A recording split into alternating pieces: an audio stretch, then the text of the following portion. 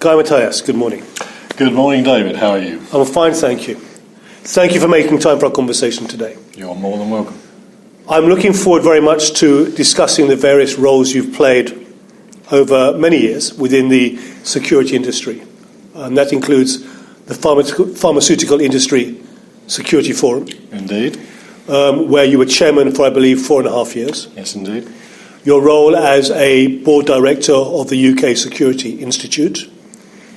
And your current role, which is as a senior security and group security risk advisor for Suntory and Lucasade Group here in the UK. Absolutely. Would you like to introduce very briefly yourself and just tell us some of the things you're involved in at the moment? Well, at the moment, David, my responsibilities, I think, in the modern world of risk and security are many.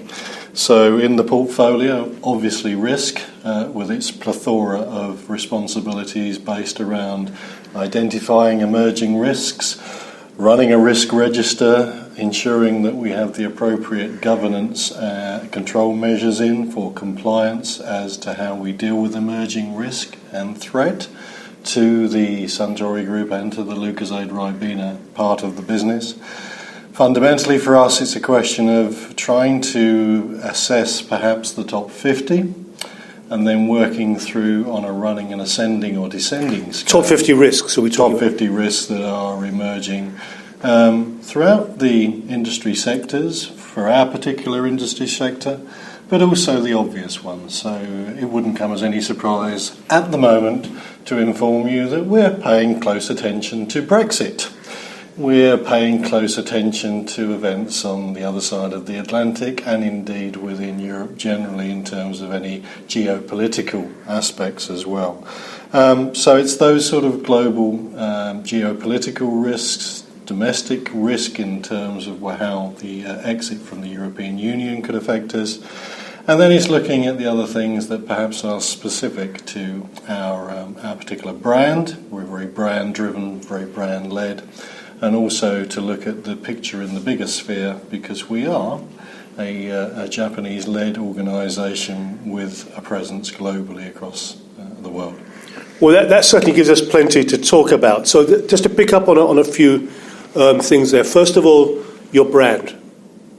You have global brands which are recognisable all over the world. Very much so, yes. They are fantastic brands, amazing brands, tremendous history and a tremendous positivity in the marketplace, and incredibly iconic brands.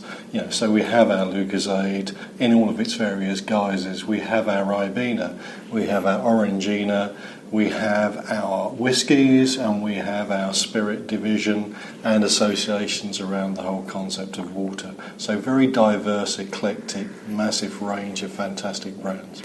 So that's on a daily level. So somebody goes, anybody watching this video anywhere in the world would have probably seen one of your brands this morning, and quite possibly their children would have drunk their brands sometimes this week, which is a very nice thing for you to have. On the other hand, I imagine it puts a lot of pressure on, because you have things like quality control, reputation management, a global culture which creates an overarching framework within which all of those activities can take place under one umbrella. Absolutely. And I think that is the challenge for us, because these strong and amazing brands are very much there across the globe. And I think it's to understand that risk profile for them.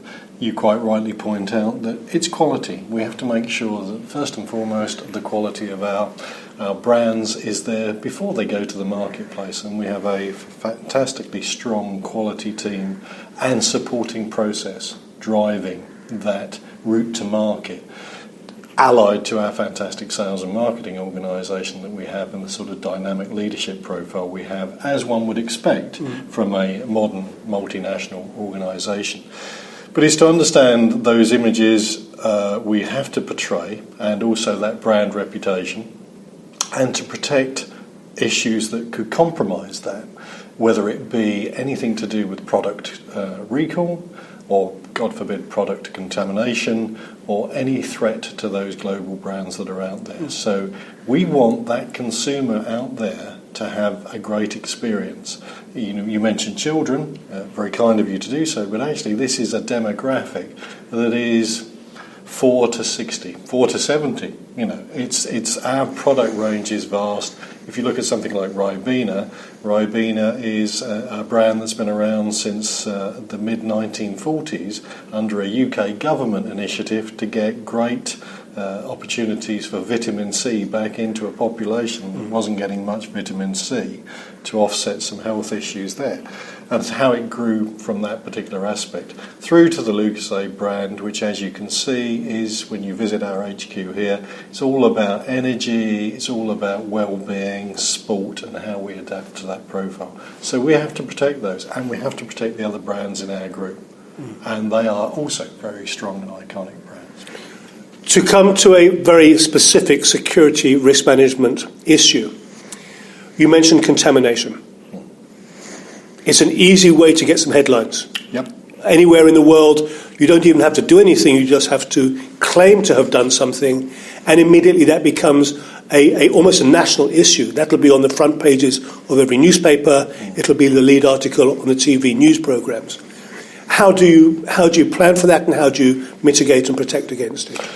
Yeah, it's key to what we do. So we work on those very strange old-fashioned concepts called joined-up thinking and mutual support within the organisation.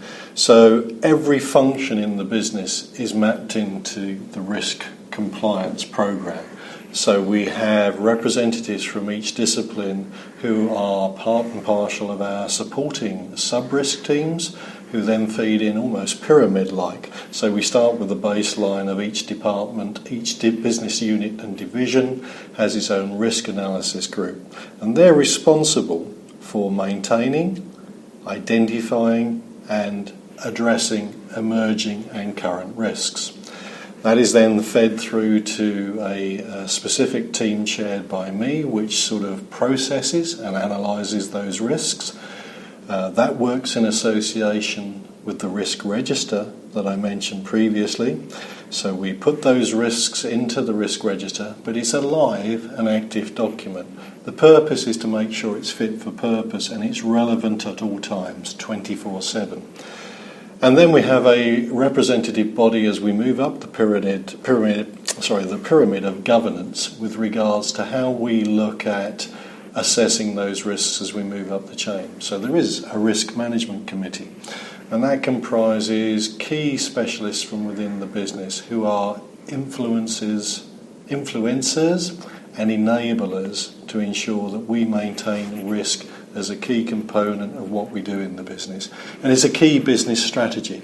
And it's my thanks to the board of directors and the great work of the General Counsel that we've been able to get this positioned at that particular level. I think it's interesting what you say, because speaking to most people who are working within a corporate environment at the strategic and almost conceptual level that you are, is to get support from the wider community of senior stakeholders. And very much so. And that they understand the value of it, but also that you can play a part at that level as an equal with them at that level of the organisation. How much of an issue has that been for you within this organisation?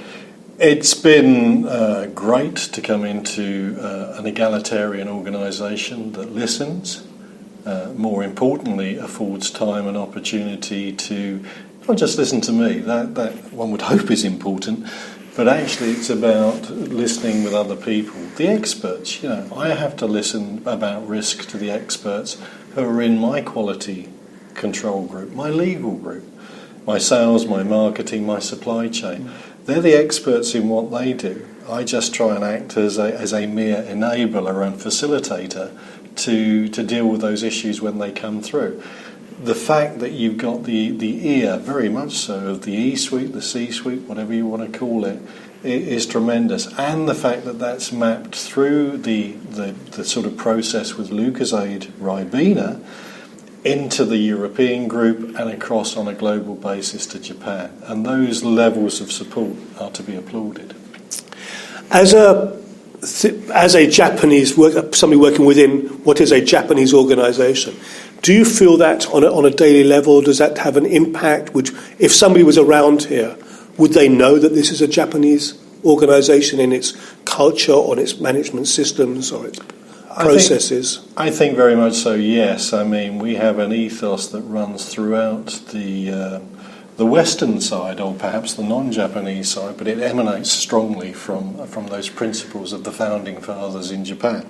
So our corporate term, very much used around a one-team ethos, is yata minahare, go for it. And the whole concept, it's three words, but boy are they such good words, because everything you do is go for it.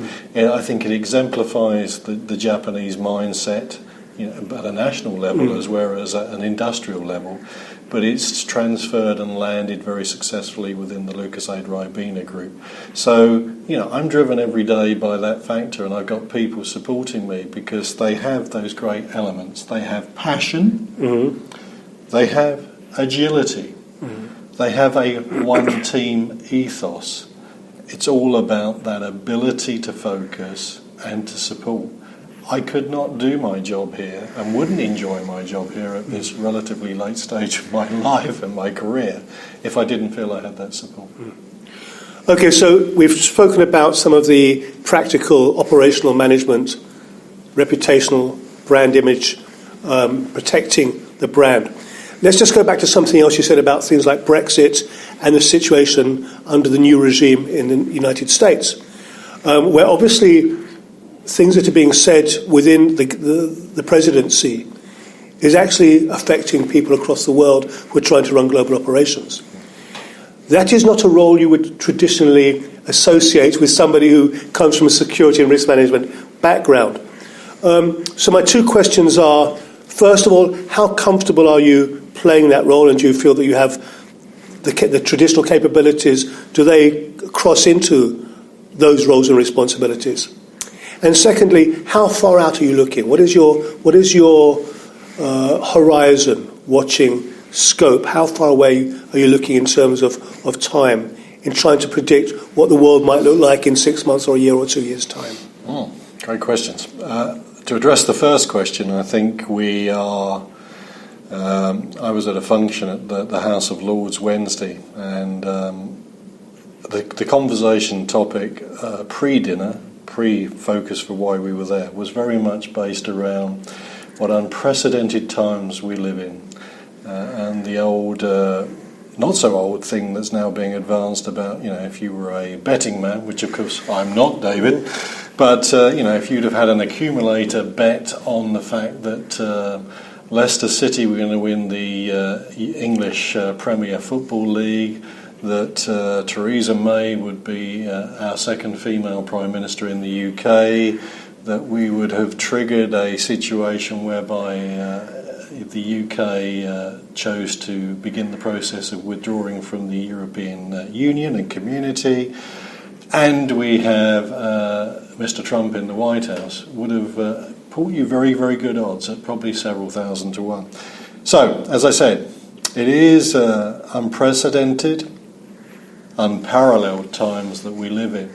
How does that make me equipped to deal with that? Great question, going back to the question.